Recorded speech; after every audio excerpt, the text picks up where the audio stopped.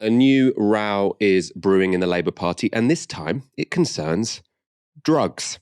On one side is London Mayor Sadiq Khan, who is set to trial a scheme which would effectively decriminalise possession of cannabis for young people in certain London boroughs.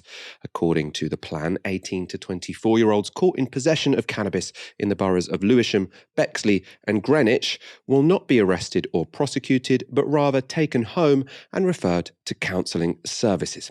According to the mayor's spokesperson, the idea of the scheme, which is already used by other police forces across the country, would be to divert young people who are found with a small amount of cannabis away from the criminal justice system and instead provide help and support. This has been shown to reduce reoffending.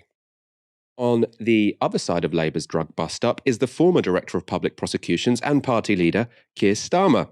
In a speech this week, he promised a tough new approach to closing down drug dens, giving new powers for local police and local authorities. Then, in the question and answer session, he was asked if his stance on drugs put him at odds with Sadiq Khan. On the drugs legislation, I've said a number of times, and I'll say again, I'm not in favour of us changing the law or decriminalisation, and I'm very clear about that. I haven't seen the detail of the proposals that you've reported on. As I understand it, they're early measures, they're some sort of pilots.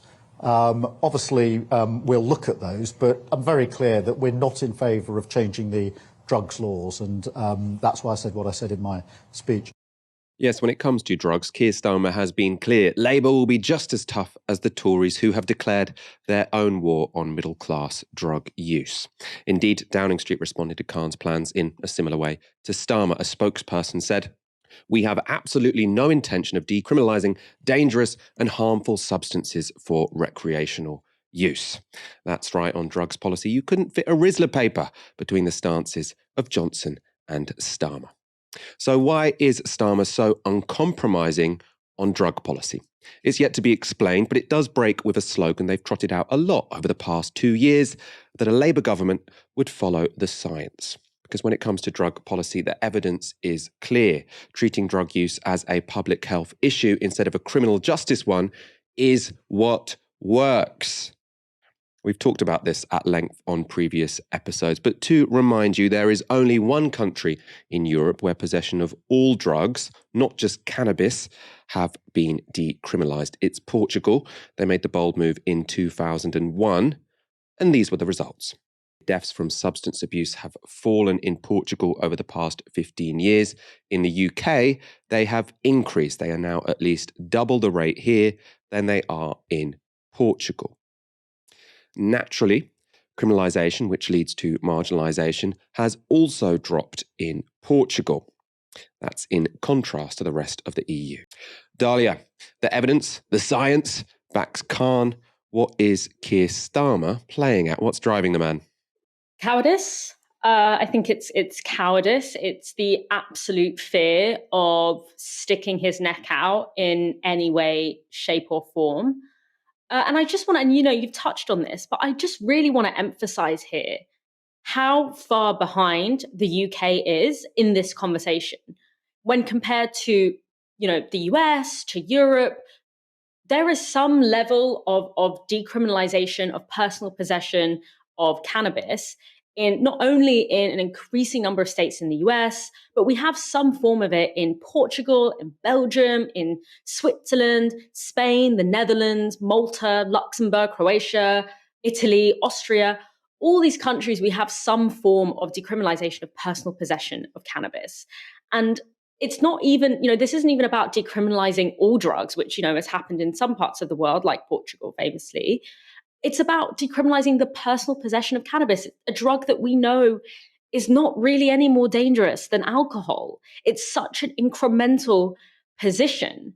From a criminal justice perspective, from a public health perspective, all the evidence points to decriminalization. But there's this deep conservatism that we have in the UK establishment when it comes to drugs. And it means that we are still stuck in this very draconian and harmful mindset. But I think it's important to remember that this isn't reflected so much in public opinion. 6 out of 10 Britons believe that criminalizing drugs doesn't work. So we know, and they are right to believe that, because the criminalization of drugs is not about preventing drug use or even promoting a healthier relationship with drugs, particularly drugs like marijuana. As we know, some of the most dysfunctional and systemic abuses of drugs takes place in the city square mile. The criminalization of drugs is about policing the movements and the lives and the communities of working class Black and brown people. It's about justifying the harsher policing and surveillance of these communities. And unfortunately, that seems to be something that Keir Starmer is at least not particularly bothered by, if not, the assumption that he actually kind of backs it. And we can see that in his relentless support of bolstering policing, despite the impacts that we know that it has on these communities. And so it's within that framework of both cowardice and also lack of concern for the communities that are most impacted by the criminalization of drug possession. It's within that context that, despite the public popularity and the overwhelming evidence that this kind of policy would relieve many marginalized communities from the systemic harms of aggressive policing, we see Starmer refusing to take leadership on this issue, even though Sadiq Khan kind of laid the groundwork for that to happen. And it tells me what I suspected, which is that working class Black and brown communities aren't really part of Starmer's constituency. And all I would say is, good luck trying to win a national election as a Labour government without that constituency backing you. It's not going to go well for you. I assume what he'd say in his defence, or what sort of, if there are any sort of progressives left around his team, they'd say, look, we don't actually feel that strongly about drugs. We just don't want to have a debate about drugs, because message discipline is all about sticking to your lines. Our lines are that there is one rule for us and one rule for them.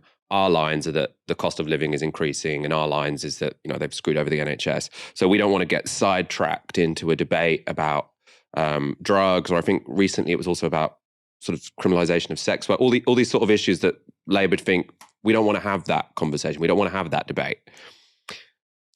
I think there's something to that. At the same time, though, he hasn't left room for doubt, has he? It's not the case that he said, look, we'll have a review when we enter government, which is the kind of line I'd use on this. I wouldn't go into the next election arguing for decriminalisation, but go in saying you're going to have a review which will be led by the science. Instead, he says, we do not want to change drug laws, which means that if they do enter government, they are ahead in the polls at the moment. I still, that doesn't mean that we can say, oh, they will win the next general election. But if they do, it's going to be very difficult for them to have a more progressive drugs policy than we currently do have, because he has been quite categorical about this. We do not want to change drug laws. And clearly, the evidence suggests we probably should change drug laws. What are you going to, you're going to save that for your second term? You're going to have, it is disappointing. Even though I can see, I'm not necessarily saying he should stand up and say decriminalize drugs now. I'd say throw it into the long grass, but don't be as categorical as you are being, because that does mean that whichever party wins the next general election, we're going to have reactionary, hypocritical drug laws, which no one believes in, for the next 10 years.